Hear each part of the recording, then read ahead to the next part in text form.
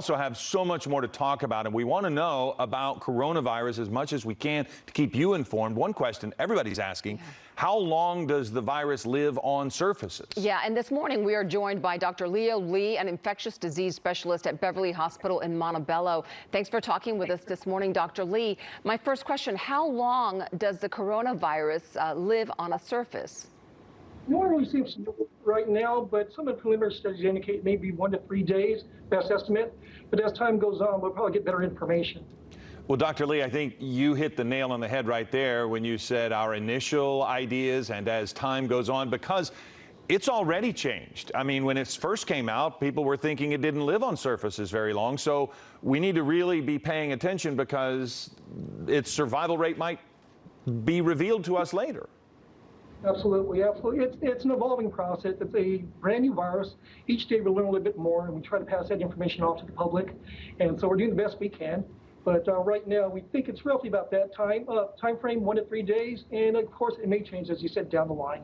Okay. But right now, we are recommending that people be cautious. They clean their surfaces. They maintain social distancing. And it's kind of a way of preventing that. Dr. Lee.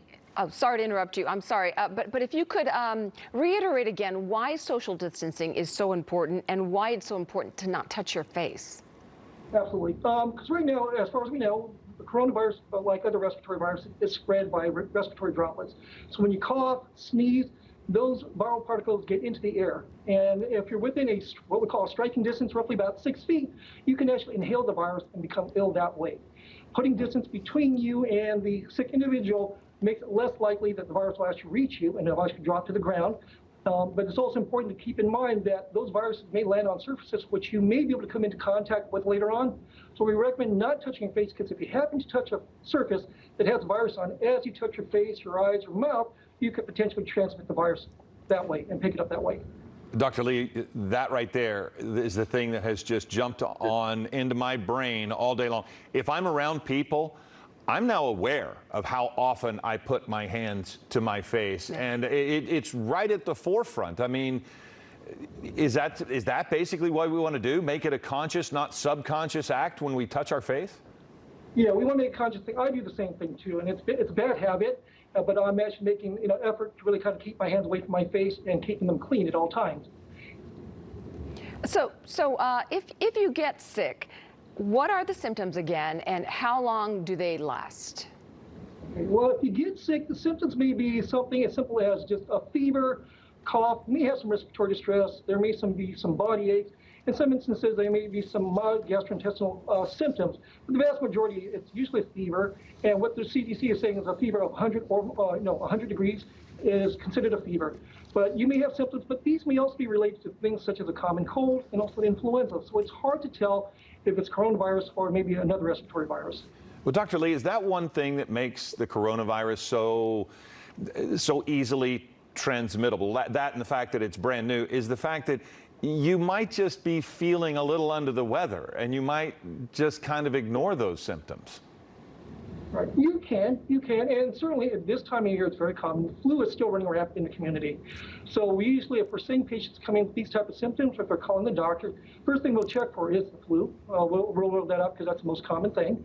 Once we get beyond that, there may be other types of viruses, and obviously we think about coronavirus ultimately if they meet certain criteria. And we're still screening based on CDC recommendations.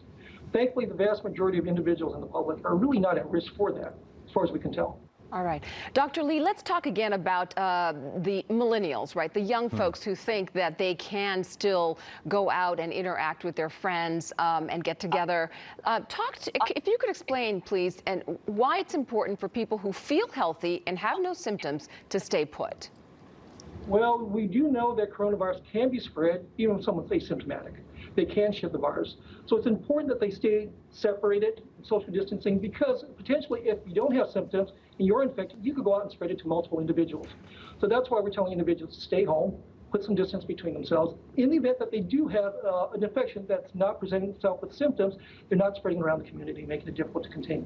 Yeah, Dr. Lee, I don't think we can say that firmly enough, especially with colleges all canceled and kids are coming home and they're living at home now and parents want to give them the freedom. It's time to stay home, isn't it? It is, and you can communicate with your friends online. You can pick up the phone, call them as well too. Yeah. You can do other things online, but try to put some distance between. That is the most important thing. Okay. Absolutely. Dr. Leo Lee, thank you very much, trying to give us a little bit more advice on what we're facing and how this is changing. And I think one thing that Dr. Lee said, we're going to get more information as this goes forward. But thank you again for helping us out today. Thank you very much for having me on.